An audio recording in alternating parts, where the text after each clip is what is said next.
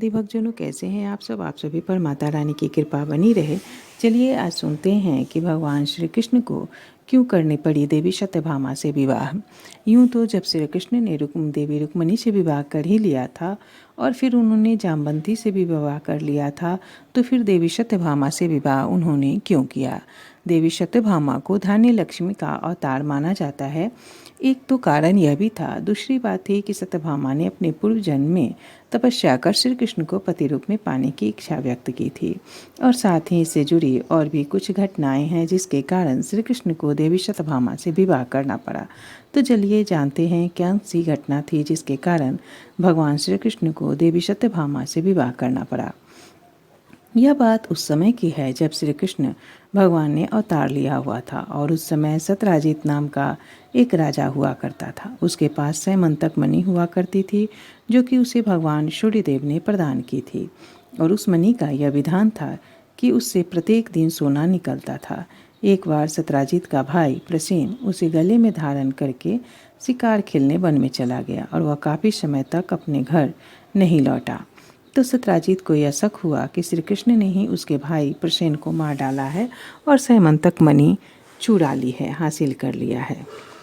उसने ऐसा इसलिए सोचा क्योंकि एक बार सत्यराजीत जब भगवान श्री कृष्ण से मिलने आया तो भगवान श्री कृष्ण ने जब उसके गले में सैमंतक मणि देखी तो उन्होंने सोचा कि यह मणि तो राज्य के पास होना चाहिए, क्योंकि उनके विचार से कोई भी बहुमूल्य चीज़ राजा के पास होना चाहिए और राजा के खजाने में होना चाहिए।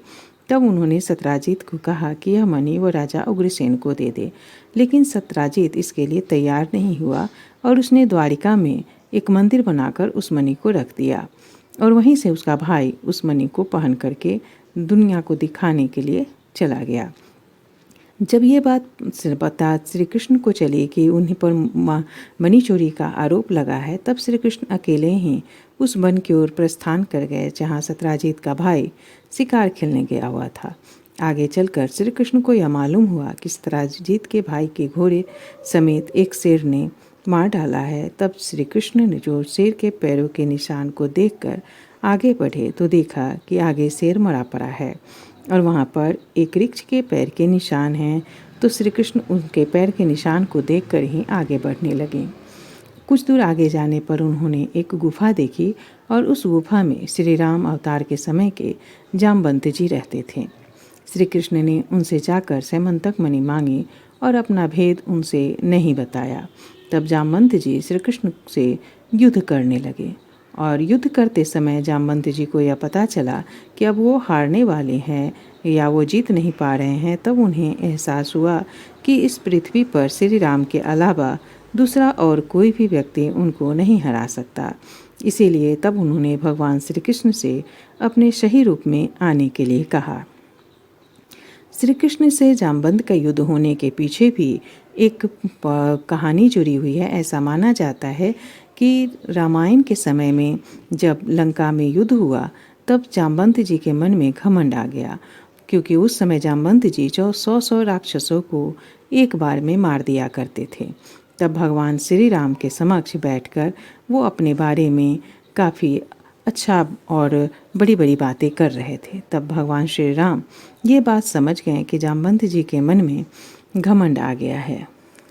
तब भगवान ने कहा और उनकी इच्छा को देख करके, क्योंकि उनकी इच्छा थी कि भगवान श्री राम उनके साथ युद्ध करें, तब भगवान श्री राम ने कहा कि इस जन्म में तो नहीं, लेकिन अगले जन्म में मैं आपके साथ युद्ध करूंगा। और इसीलिए इस जन्म में जामवंत जी का युद्ध श्री कृष्ण के साथ हुआ। जहाँ वो पराजित होने वाले थे तब उन्होंने श्री राम को याद किया और भगवान श्री राम के रूप में उनके समक्ष प्रस्तुत हो गए।